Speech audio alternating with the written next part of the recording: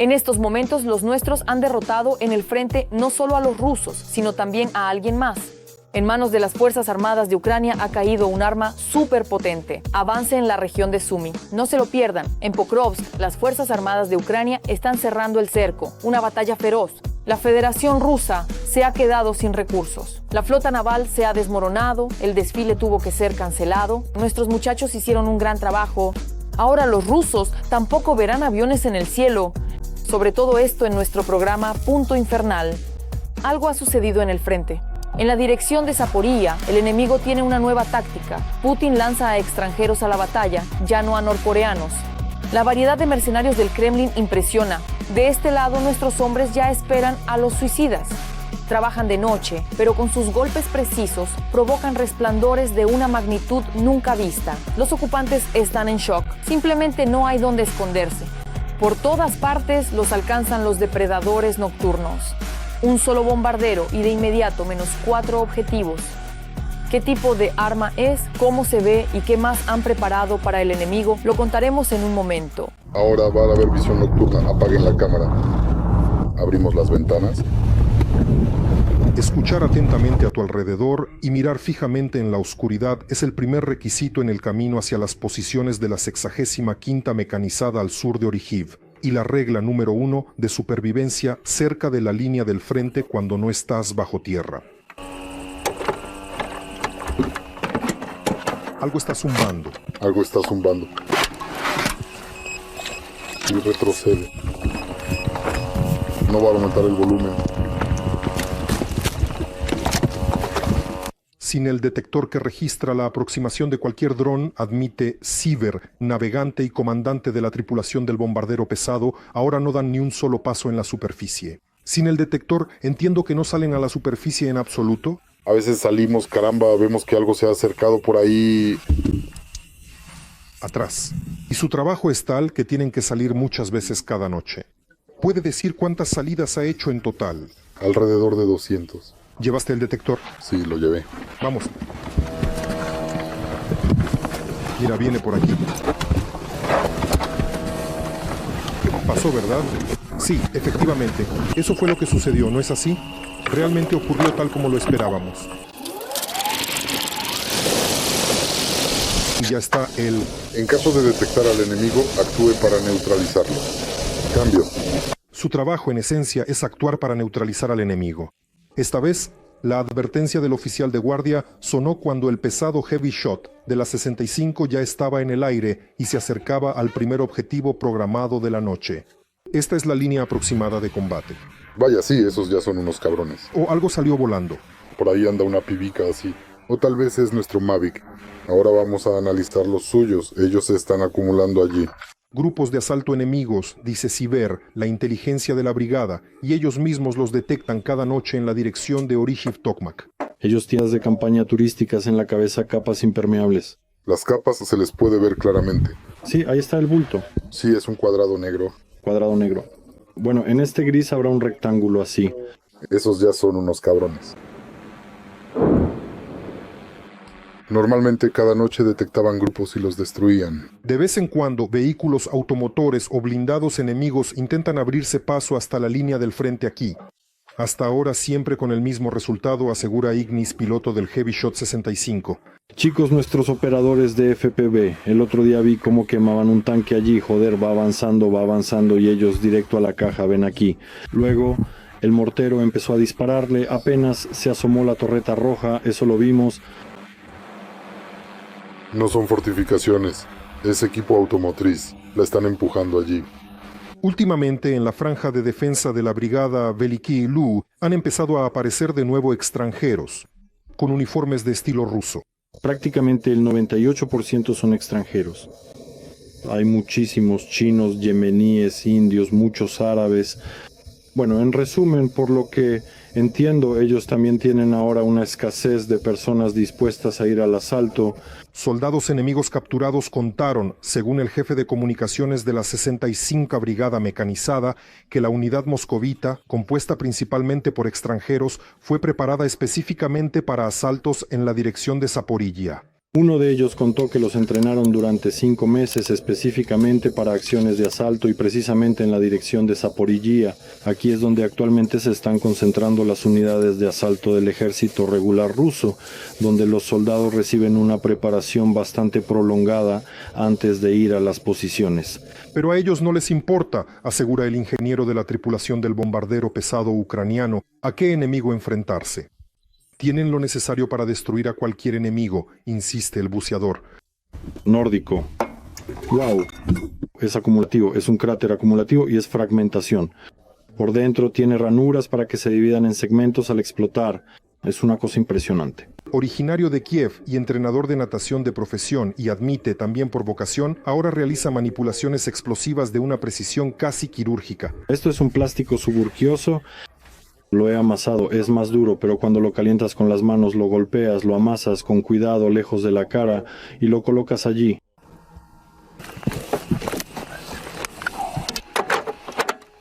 Es la primera vez que sale tan bien.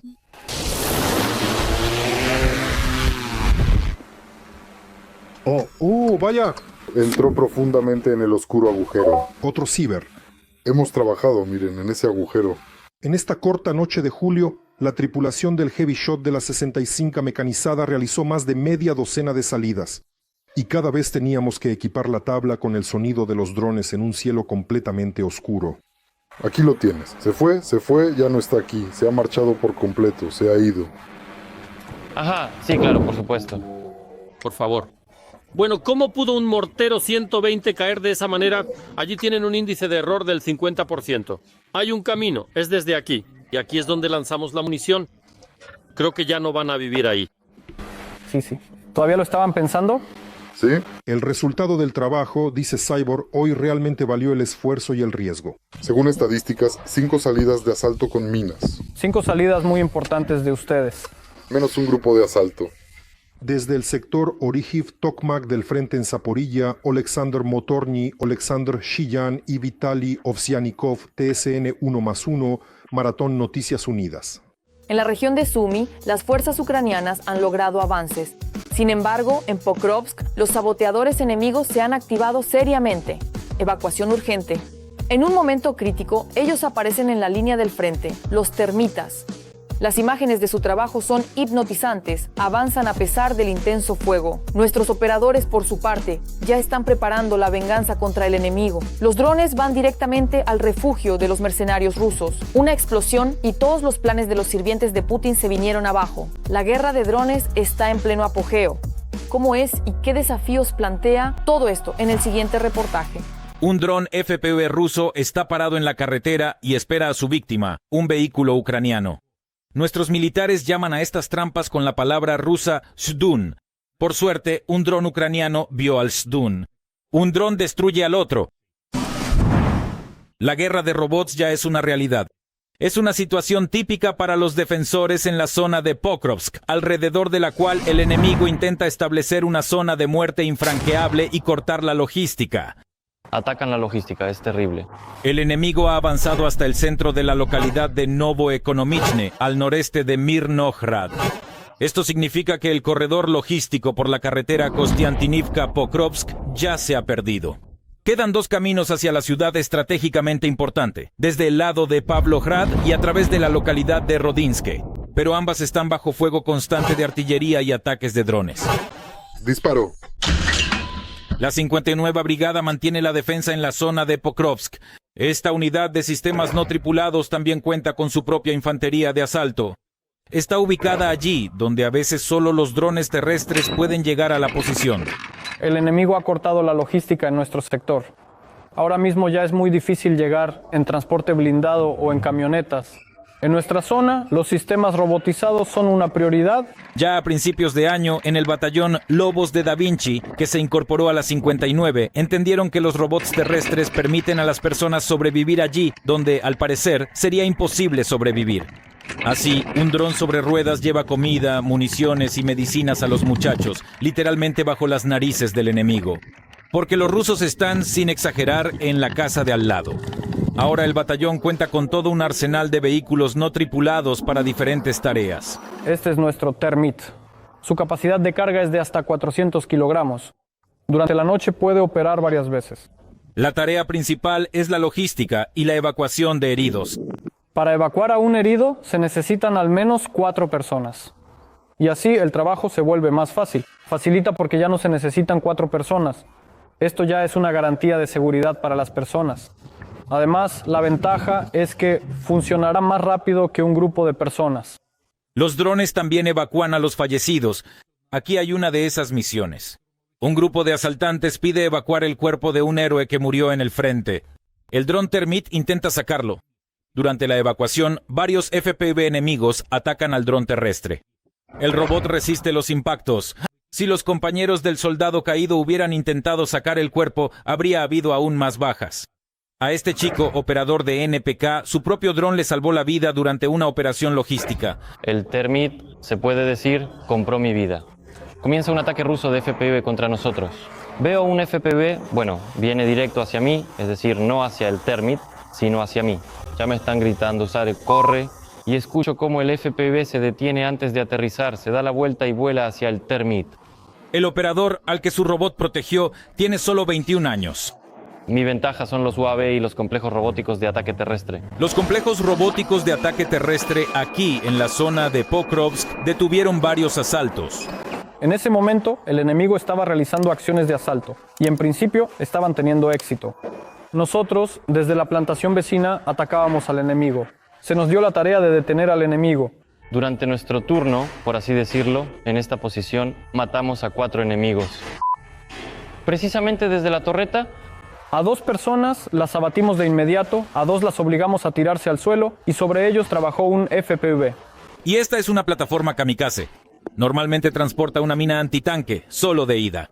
Un operador experimentado puede fácilmente dirigir un dispositivo de este tipo hacia el refugio del enemigo. Ahora listo. Y la detonación. Pero estos dispositivos aún no se han convertido en un arma de uso masivo. La principal función de los sistemas terrestres no tripulados es la logística. Pero esperar que, en condiciones de escasez de personal, los robots mantengan la línea del frente cerca de Pokrovsk es en vano. Déjenme ser honesto con ustedes. En esta etapa, la logística es como una rodilla, necesaria para la línea del frente. Por el momento, no puede detener un sector ni reforzarlo de ninguna manera. Aquí cerca de Pokrovsk, la guerra cambia muy rápido. Los drones que ayer aún eran efectivos, hoy de repente pierden su relevancia. Esto se refiere principalmente a los drones aéreos, dice el subcomandante de la 59. Para mí este medio es bueno, pero para la unidad vecina, unas 3 brigadas más arriba, ese medio no funciona allí. ¿Por qué? Condiciones técnicas, frecuencias de radio, donde el enemigo... por ejemplo, ahora tenemos una situación así. Funcionan ciertas frecuencias. En otro sector del frente pueden no funcionar. ¿Qué hacer? Es una cuestión crítica, ya que a veces solo con drones se puede detener al enemigo. La receta del subcomandante de brigada es simple. A quienes conocen su sector del frente, hay que darles la posibilidad de comprar drones por su cuenta. Descentralización. La unidad militar debe tener derecho y fondos libres para responder y asumir responsabilidad por un producto concreto. Además, el oficial del mando de la brigada considera que así existe la posibilidad de reducir los injustificadamente altos apetitos financieros de algunos fabricantes y, por lo tanto, aumentar la cantidad de drones. El 10º FPV, sí, el 10º chasis. Eso es. Bueno, sí, el chasis es el mismo, solo que el 10º, una bobina de 10 kilómetros en él. Por ejemplo, un pescador la vende por 48, 47 y otro por 30. Es exactamente lo mismo. Ni siquiera sé por qué se puede subir así artificialmente el precio. ¿A costa de qué? ¿Alguna solución técnica? No son idénticos. Desde el punto de vista financiero, esto parece saqueo en tiempos de guerra. Es decir, la gente gana dinero y se lucra con la guerra, sin pensar realmente en el resultado, en la victoria, en la limitación de nuestros recursos. La defensa de Pokrovsk demuestra que en la guerra se está produciendo un punto de inflexión. Para resistir en ella es necesario cambiar rápidamente. Tanto quienes mantienen el frente como quienes suministran municiones.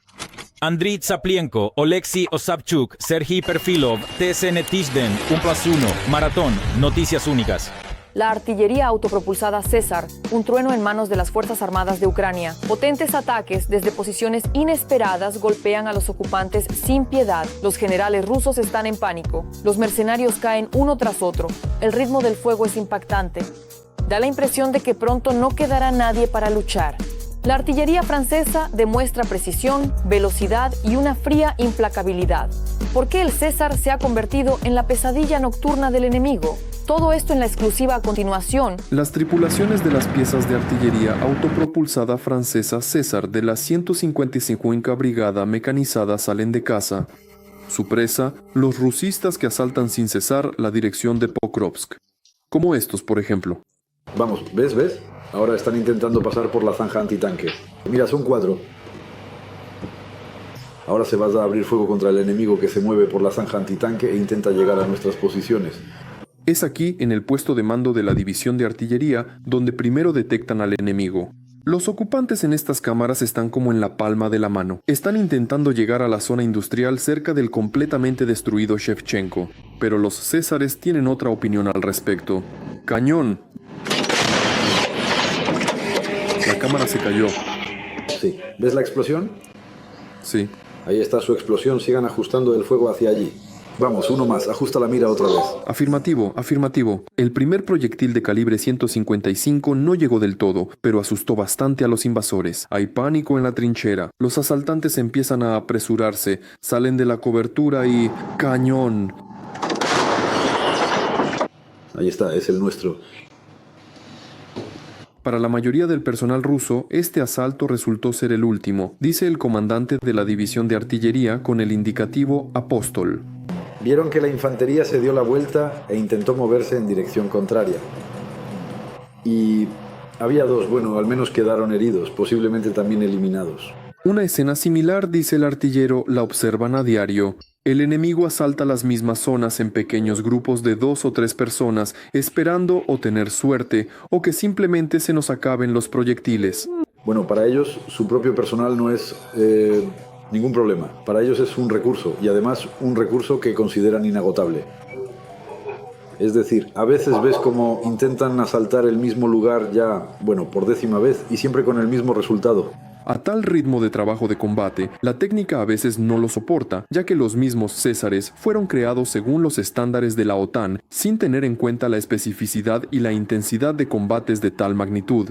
Por eso, actualmente los fabricantes de esta arma observan atentamente cómo se comporta su desarrollo en acción. Hubo 120 disparos al día. Es decir, el número de disparos ya es tal que, según sus normas y estándares, habría que cambiar el cañón. Estos fallos y matices, gracias a nuestra experiencia, se podrán corregir. Aún así, el cañón, por supuesto, es muy efectivo, como lo demuestra la práctica. Las vistas de los alrededores de Pokrovsk desde la altura de un vuelo de pájaro son desoladoras. Tierra quemada, cráteres de los constantes bombardeos y pueblos arrasados hasta los cimientos. Esta muerte la traen los rusos, incluso desde el cielo. Así, por ejemplo, se ve el mapa de amenazas aéreas en la zona de Pokrovsk. Todo esto son FPV que cazan cualquier objetivo en movimiento. Para no desperdiciar el dron en vano, porque en principio ya no se puede recuperar, cuando está cargado, o lo más pesado posible, en modo de caza detona. Cualquier cosa. Cualquier cosa. A veces sin despreciar otras ayudas y eso... En un solo día, solo en este sector del frente, el enemigo puede usar tranquilamente más de 200 drones FPV. Artilleros deben prestar máxima atención al camuflaje. Lamentablemente, ni siquiera eso siempre salva la situación. Bueno, cuando le caen 15 drones FPV a un solo vehículo, pues... ni siquiera un solo armazón, ni una sola red, ni... ningún sistema de guerra electrónica de nuevo, es poco probable que resista. Por eso los chicos ahora tienen gran escasez de transporte. Llegar a la posición es incluso más peligroso que el combate. Por eso la brigada ha lanzado una colecta importante para los defensores, destinada a conseguir vehículos. Ustedes también pueden apoyarla usando el código QR que ven en pantalla. Yegor Maglo, Dmytro Matvienko y Sergei Marchenko. Fakti ICTV, Noticias Únicas. ¿Es este el principio del fin? Por primera vez, Putin decidió no mostrar a nadie la flota naval rusa. No impactante. El desfile más importante para Rusia fue cancelado. Todo por motivos de seguridad. Pero, ¿a quién intenta evitar el Kremlin? Simplemente ahora, al parecer, ya no quedan barcos y los marineros se han convertido en asaltantes. Para distraer la atención, le entregaron orgullosamente una medalla a Putin. ¿Pero qué se esconde detrás de esto? ¿Y será esta la última condecoración para el dictador que hundió su propia flota? Sobre esto, más detalles en el siguiente reportaje. Vladimir Putin, felicito a todos los marineros militares rusos en el Día de la Armada. Primero en Rusia. Desde 2017 se celebraba el principal desfile naval militar para el Día de la Armada. Los barcos llegaban de otras regiones e incluso de otros países. Pero ocurrió una desgracia. Por primera vez, en 2025, el pomposo desfile fue cancelado de repente. Uljana Suponina, siempre en el Día de la Armada, que se celebra el último domingo de julio, siempre había barcos en el Nevá y siempre era una gran fiesta. En realidad, no puedo decir que allí hubiera un desfile súper espectacular, pero sí era una fiesta, había banderas, el comandante del desfile estaba presente, el comandante recorría esos barcos y así sucesivamente. Es decir, para San Petersburgo siempre fue una celebración.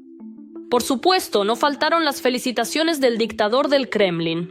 Incluso explicó la razón de la cancelación. Vladimir Putin, es una fiesta hermosa, pero me parece que estarán de acuerdo conmigo en que, en las condiciones actuales, es correcto celebrar esta fiesta en un ambiente de combate y trabajo, todos en sus puestos. ¿Y por qué así? Rusia comenzó la guerra a gran escala contra Ucrania aún en 2022, pero por alguna razón todos están en sus puestos solo desde el 25. Uljana Suponina. Como suele hacer el Kremlin, simplemente tomaron y no reestructuraron esta celebración, la reformatearon para Putin. Si antes era simplemente una fiesta naval para la ciudad y para los marineros, ahora la preside Putin. Además, San Petersburgo es, por supuesto, una ciudad importante para Putin porque él nació allí. De hecho, por eso decidieron reformatearla. Peskov fue quien anunció las razones de la cancelación. Supuestamente, todo es por motivos de seguridad. Pero el desfile no se llevó a cabo ni en San Petersburgo ni en otras ciudades, Vladivostok, Kaliningrado y la ocupada Sebastopol. Uljana Suponina, volvamos de todos modos a la verdadera razón. Y la verdadera razón es que precisamente el domingo por la mañana, por primera vez, los habitantes de San Petersburgo recibieron mensajes SMS advirtiendo sobre un ataque de drones en la región de Leningrado. Esto fue la primera vez. Y de hecho, está claro para cualquiera que la verdadera razón de la cancelación es precisamente el ataque de drones. Porque como ya hemos dicho muchas veces, lo que más teme Putin en el mundo es morir. Sin embargo, el 27 de julio, Putin finalmente llegó a San Petersburgo para inspeccionar los ejercicios operativos de la Armada Tormenta de Julio, que se llevaron a cabo del 23 al 27 de julio en las aguas del Ártico, el Norte, el Pacífico, el Báltico y el Caspio. Vladimir Putin. El objetivo principal de los ejercicios es practicar en detalle las acciones de las unidades y formaciones de la flota al repeler un ataque desde el mar en condiciones lo más cercanas posible a las de combate. Se verifica la coordinación de las tripulaciones de los barcos, de los equipos de aviación naval y de los complejos de misiles costeros. Nuestra tarea clave es garantizar de manera absoluta la seguridad de Rusia. Interesante, garantizar la seguridad ¿de quién? Uljana Suponina. Cuando Leonid Brezhnev, secretario general del Comité Central del PQS, firmó el Acta de Helsinki sobre seguridad, eso fue precisamente la creación de un sistema de seguridad en Europa. Y de hecho, todo eso fue destruido por Putin con su ataque a Ucrania. Y por supuesto, ahora cuando él recorre toda Europa con sus tanques, submarinos y demás, nos cuenta que hay que proteger a Rusia de alguien. Por supuesto, es necesario. Hay que aislar a Rusia de Putin y entonces llegará la seguridad. Pues claro. Y cómo no, no podía faltar la fiesta de la vanidad. El Día de la Marina de Guerra en Rusia no pasó sin la presencia del principal marinero del país. A Putin le entregaron la medalla por la lealtad a la flota. Vladimir Putin. Por la condecoración con la medalla de la Junta Naval de la Federación Rusa, por la lealtad a la flota rusa, por su gran contribución personal al desarrollo de la flota marítima de la Federación Rusa, el fortalecimiento del poderío marítimo del país, el mantenimiento de la estabilidad estratégica y regional en el océano mundial, se otorga la medalla por la lealtad a la flota rusa al presidente de la Federación Rusa, Vladimir Vladimirovich Putin. La medalla fue entregada por el asistente de Putin y presidente de la Junta Naval. Probablemente la aprobó el propio Putin. ¿Y quién más sería digno de tal honor si no es él? Uljana Suponina. Para Putin, todo esto es la misma historia de simulación. Sí, es decir, cuando cancelaron el Día de la Armada, bueno, No el día en sí, sino el desfile, el Día de la Armada, porque al día en sí todavía temen cancelarlo. En realidad, ese mismo desfile que ellos mismos organizaron para sí mismos y ahora ellos mismos se ven obligados a cancelar. Y hay que aparentar algún tipo de simulación, pero al parecer en el cuadro de la simulación era necesario colgarse una medallita más como el mejor amigo de los marineros. Y para que la gente no se entristeciera demasiado por la cancelación de un desfile tan grande, Putin incluso salió a ver a la gente.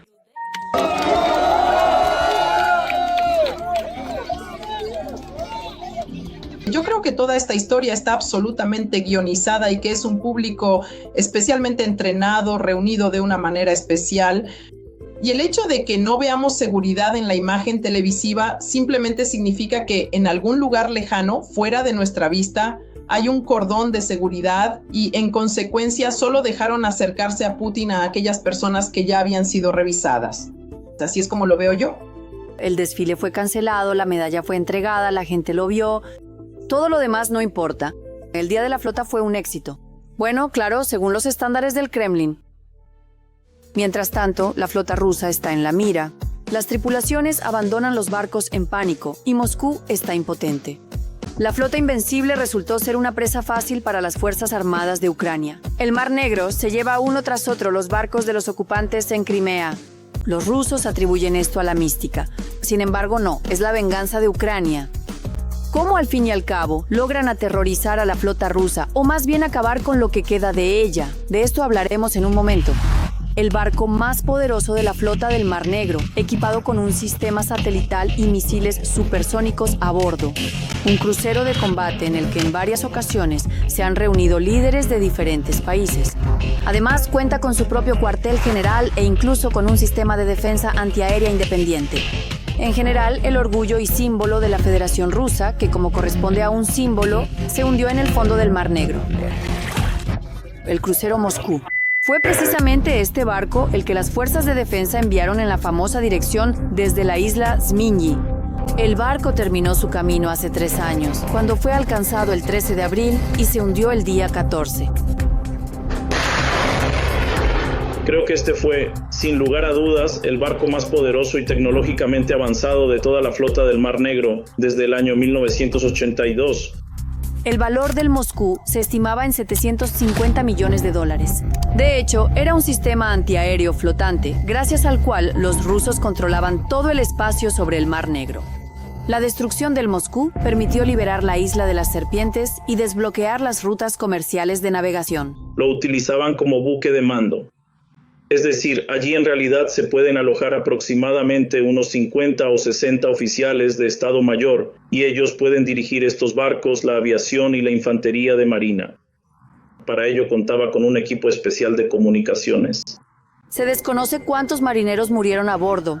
El crucero hundido siguió enviando señales desde el fondo durante mucho tiempo, cuando marineros civiles encontraban en medio del mar remos oxidados y balsas salvavidas agujereadas. Probablemente, de los 500 tripulantes rusos, alguien intentó salir a flote, aunque está seguro el señor Andriy ya lo estaban pasando mal incluso antes de la llegada de los misiles. Había un clima tan tormentoso que una parte considerable de la tripulación simplemente cayó gravemente enferma. Ninguno de los sistemas de defensa antiaérea funcionaba y esos misiles simplemente impactaron en el barco. Así fue como el monstruo del Mar Negro terminó convertido en un juguete de plástico roto, abandonado y sin valor en medio del Mar Negro, aunque incluso desde el fondo ya ha adquirido un nuevo estatus. Oficialmente es patrimonio cultural subacuático de Ucrania. El barco de guerra ruso se hizo famoso gracias a un sello con un tiraje récord de millones de ejemplares. Ha generado cientos de memes históricos. Se ha convertido en protagonista de exposiciones, museos y películas. Todos con la idea principal. Ucrania construyó Moscú, Ucrania la quemó y ahora Ucrania la estudia. Porque el crucero fue construido en Mykolaiv. Poco a poco, por partes, el buque insignia ahora resucita en un museo ucraniano. Estos son los restos de la legendaria Moscú, que nuestro mar arrojó a la costa. Un aro salvavidas, una boya de señalización y también restos del misil Neptuno, que fue el que envió el barco al fondo. De acuerdo con todas las normas, ahora los científicos ucranianos los están estudiando. Y aquí está el crucero de misiles de la Guardia y el número operativo 121. En ese momento, solo el buque insignia de la flota del Mar Negro, el crucero de misiles Moscú, llevaba ese número. Es decir, este objeto es original, este objeto es auténtico. Este objeto proviene del crucero de misiles Moscú. En el Museo Central Naval Militar de Ucrania conocen también las coordenadas exactas del lugar donde se hundió el Moscú. El director Sergei Voronov dice, la profundidad allí es de unos 50 metros. Esto significa que seguramente se podrá recuperar de allí muchos objetos interesantes. El propio buque insignia es grande, por lo que incluso los buzos principiantes podrán descender hasta él y verlo al menos desde arriba. Además, el Moscú se hundió convenientemente junto a barcos antiguos y otros naufragios más modernos de la flota rusa. Este es uno de los 3.000 barcos hundidos de los que tenemos conocimiento que yacen en las aguas de Ucrania y que están registrados por nosotros. La mayoría, sin embargo, no está hundida, sino dañada. Por ejemplo, el Saratov, un gran buque de desembarco que fue destruido en Berdiansk, no lo registramos porque prácticamente no se hundió. Encalló en el fondo. Hay suficientes objetos de interés para científicos en el fondo del mar. En solo 2 años, tras el crucero Moskva, defensores ucranianos enviaron al fondo al menos 6 buques de desembarco. El más grande es el Olenigorsky Gornyak, además del Minsk, Novocherkassk y César Kunikov. Entre ellos, con toda su carga, se hundió el submarino Rostov-na-Donu, una lancha misilera, varios buques patrulleros e incluso un dragaminas.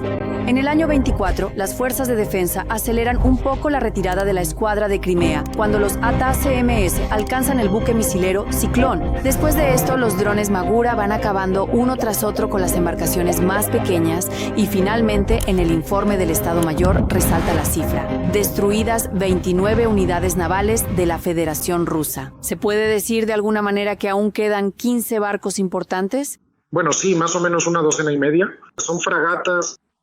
Precisamente estos son los portamisiles, son corbetas, nuevamente corbetas misilísticas, y quedan algunos buques de desembarco allí, un par, pero muy codiciados. Ucrania finalmente expulsó a la flota del Mar Negro de las bases de Crimea y, según los expertos, lo hizo no solo sin su propia flota. Ucrania sigue adhiriéndose a la estrategia de destruir, ante todo, aquello desde donde lanzan misiles, desembarcan tropas y donde esconden municiones. Expulsamos al enemigo de la parte noroeste del Mar Negro, levantamos el bloqueo de nuestros puertos y restablecimos el flujo de carga marítima hacia nuestros puertos. En Sebastopol, por ahora, solo quedan barcos dañados, que de vez en cuando los ucranianos vuelven a enviar a reparación. Debido a la falta de fuerzas, los rusos trasladaron la base de los barcos que quedaron intactos a Novorossiysk. Desde allí todavía sacan al mar los portamisiles bajo la protección total de patrullas y helicópteros, y los más valiosos los esconden entre las rocas bajo la protección de una decena de sistemas de defensa aérea rusos. Por supuesto, en esos puertos todavía hay muchos monstruos capaces de cumplir las misiones de combate más poderosas, y los ocupantes buscan incansablemente formas de protegerlos. Sin embargo, nuestras fuerzas navales actúan de manera preventiva y saben exactamente cómo, dónde y cuándo. Toda la flota del Mar Negro acabará en el fondo. Olena Hushchuk, Volodymyr Perekonsky, Oleg Karashchenko, Denis Yaroshenko, TSN, 1+1, Maratón, Noticias Únicas. Tampoco les va bien a los rusos en su intento de dominar el cielo. Un ataque masivo a la aviación, colapso en los aeropuertos, los pasajeros quedaron atrapados en Rusia y simplemente no pueden contener su indignación. Los dejaron sin dinero y les pidieron que se marcharan. Fue épico. Todos los datos más importantes ya están en manos de los hackers. Se está preparando algo aún más grandioso. Entérate de todo antes que nadie. No vueles en aviones de Aeroflot. La mayor aerolínea rusa anunció la cancelación de más de medio centenar de vuelos. Debido a una falla en los sistemas de información, se han producido cambios en el horario. Algunos vuelos han sido reprogramados o cancelados.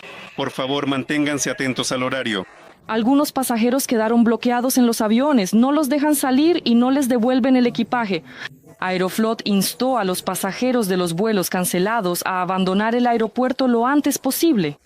Tengan en cuenta que las taquillas del aeropuerto no están realizando devoluciones de dinero temporalmente.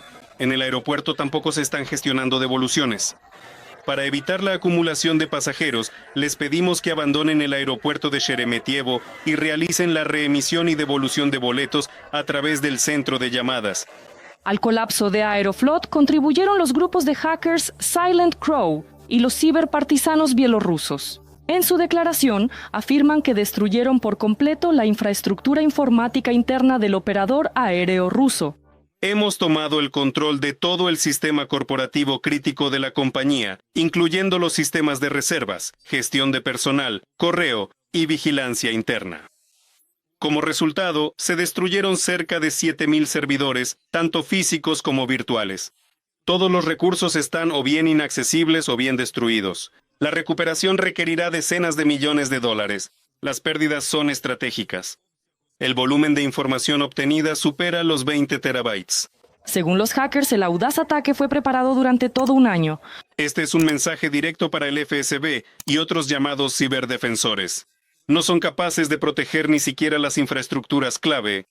Además, los hackers obtuvieron acceso a las computadoras de los empleados de la empresa, incluyendo la dirección, así como a datos de los servidores de escuchas, grabaciones de llamadas telefónicas y sistemas de videovigilancia. En un futuro próximo comenzará la publicación de parte de los datos obtenidos. No solo destruimos la infraestructura, dejamos una huella. Gloria a Ucrania. ¡Viva Bielorrusia! Los datos personales de todos los rusos que alguna vez volaron con Aeroflot ahora también han emprendido un viaje. Eso sí, sin equipaje y solo de ida.